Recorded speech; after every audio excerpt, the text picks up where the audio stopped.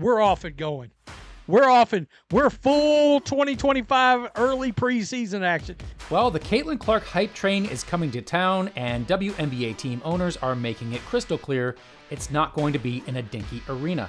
Just days after the CBA was finalized, the deal that's going to pay these players dramatically more money, it seems like everyone in the WNBA orbit started making moves to make bank off Caitlin Clark.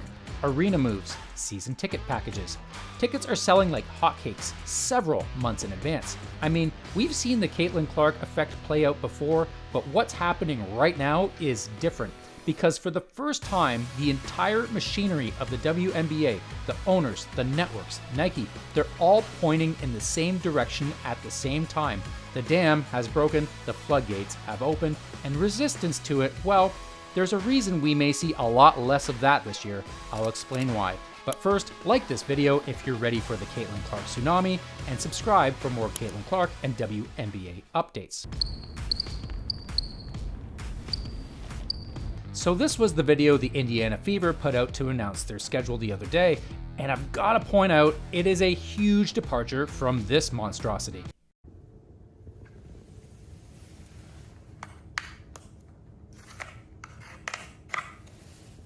But also, we're seeing a change from last year's tone. The Now You Know campaign was 100% swagger, flexing on the league, and asserting dominance by telling everyone the Fever, by virtue of Caitlin of course, own the league. This year, they don't need to say it. The message is clear. We're all business. But the Fever aren't alone in taking care of business. Other WNBA teams have started making their moves to capitalize on Caitlin.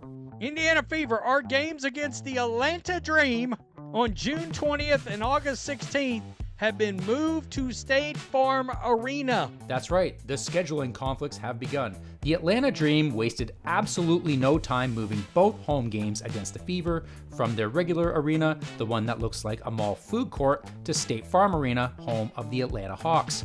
Now, they've also moved 3 other games to that arena, and I hope they sell out all of them for the health of the league and their team, but let's face it, the 2 games on the calendar every team is circling has 2 words, Indiana Fever. And I gotta say it, this was the same team that, last season, said they upgraded their arena for the game against the Fever due to a scheduling conflict. So I wonder if they felt the need to upgrade for more teams to avoid being called out. Just saying. Either way, they know they're going to sell out those Fever games because it's already happening around the league. The expansion Toronto Tempo have already sold out their home game against the Fever. Just a reminder, it's only March. And it's at Scotiabank Arena, home of the Raptors, which holds around 20,000 fans. Now, normally the Tempo will play at the Coca-Cola Coliseum, which is less than half the size. They upgraded, obviously, for Caitlin. And those tickets weren't cheap. We're talking a minimum $150, upper bowl, and upwards of $700 for lower bowl. Some perspective. If you're not familiar with Toronto sports, as someone who's lived there for most of his life, I can tell you that's around what it costs to get into a Leafs NHL hockey game. It's always the hottest ticket in town, and now Fever games are going for the same amount. But wait, there's more. Check out what the Mystics just did. Not surprised at all that there is clearly one team that is missing. There is clearly one team that is missing here, and all of these teams, they decide that they're not going to put Indiana. They're not going to put Indiana on their half season. Half-season ticket packages with Fever games excluded because, of course, they can charge way more. Teams did that last season as well. But here's the weird thing with the Mystics. They're only playing 1 game at Capital One Arena, home of the Wizards, and it's against the Chicago Sky. I wonder if that has anything to do with Shakira Austin last season complaining about how loud the Fever fans were when they played in Baltimore. Anyway, when the Mystics take on the Fever, it'll be at CareFirst Arena, which holds, get this, 4,500 fans. I guess that just means the ticket prices will be that much higher due to limited supply. Anyway, most teams got the memo, and we're going to see more and more teams play the Fever in upgraded arenas. In fact, 39 of the Fever's 44 games this season will be played in an NBA-sized arena. It's the biggest no-brainer of all time when you do the basic math. 2 to 4 times more fans per game, paying at least double the ticket prices. That is conservatively 4 to 8 times the revenue on a single Fever road game compared to a regular night. And it's been happening for 2 years. Remember last season when the Chicago Sky moved their Fever games to the 20,000-seat United Center, basically admitting that Caitlin was the draw, not Angel? Otherwise, why wouldn't they play all their games there? Anyway, while situations like this may have hurt feelings in the past, there's a big difference this year: revenue sharing. Last year, when a team moved their game to a bigger arena for Caitlin, the players grumbled about having too many Fever fans in the building. The narrative was, why does she get all the credit? Why does Caitlin get all the spotlight? Because they didn't really benefit directly. But now, under the new CBA, the players get up to 20% of the gross revenue. So when Caitlin draws 8 times the revenue for an Atlanta Dream home game, the players league-wide get a cut of that. And here's why the players should be really excited. Early last season, it was estimated that Caitlin, if healthy and playing, is worth upwards of $1 billion per season to the WNBA. And in 2024, it was estimated that she accounted for approximately 26% of the WNBA's total economic activity. So the players who used to quietly or not so quietly resent the Caitlin Clark spotlight, they now have a direct financial incentive to want that spotlight to be as bright as possible. She's literally making them money every game she plays. The math is simple: more Caitlin, more money for everyone. And they better be okay with that, because they're about to get a lot more Caitlin. Here's what just happened. Fast break, but it's not going to happen. Calling a foul on LeBron, saying he tripped him off. Celebrity photographer, Caitlin Clark. Caitlin Clark was at a Pacers game working as a sideline photographer, vest and everything. The joke going around was, is there anything she can't do? But this is exactly the kind of spontaneous, human, fun content that makes casual fans more invested. You see her out there being a normal person, not taking herself too seriously, having some fun. And it creates buzz with instant ripple effects. I mean, just look at how Caitlin being on the sidelines led to this. Did you notice Caitlin Clark, the photographer, right on the baseline?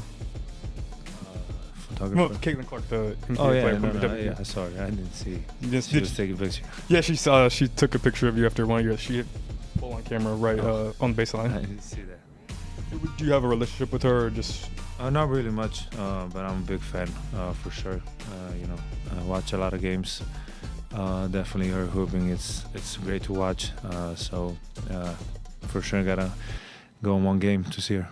Luka, one of the biggest stars in basketball, saying he wants to go to a game. That's a great soundbite for not just Caitlin, but for the league. You can't manufacture that, but you can manufacture some things, and the marketers are getting smart.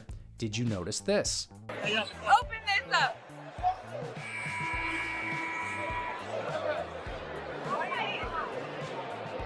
Obviously, I've done this before, okay?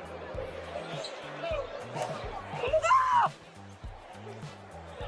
I didn't even notice that! Oh, that's so cute! That's not an accident. Nike is going to want to get their logo on everything. It's smart product placement. And that's not all Nike did. It was just announced that they'll be releasing the Kobe 5 Protros in a coconut milk colorway in June for $190. And while that will sell like crazy, it'll be nothing compared to what's coming next.